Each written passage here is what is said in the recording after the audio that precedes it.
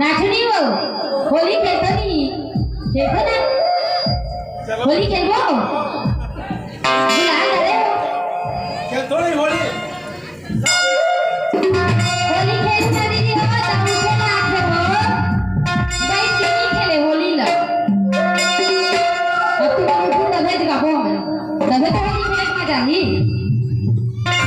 बैठे बैठे खेलते बाप होली खड़े हो चलो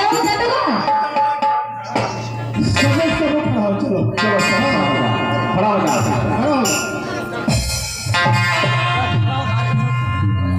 भैया लोग कैसे बैठते होगा हम देखा था कौन कौन लुका लुका बैठे पाछू कहीं पे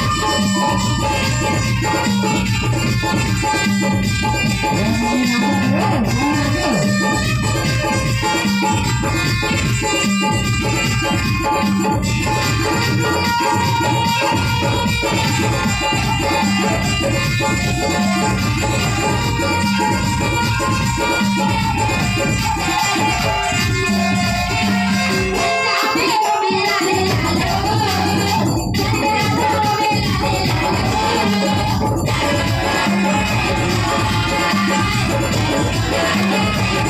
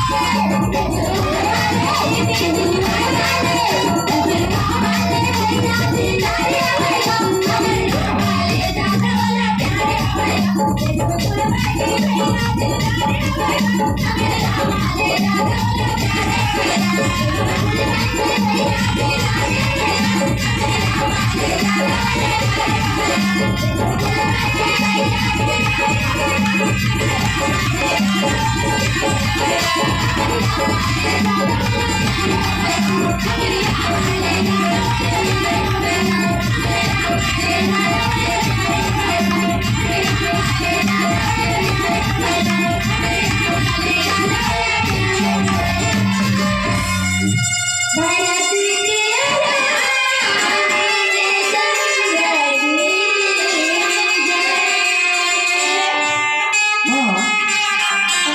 रविराम यादव, पूजा यादव, हेमलता यादव, पंकज यादव, सीमा यादव के तरफ से ये हमारे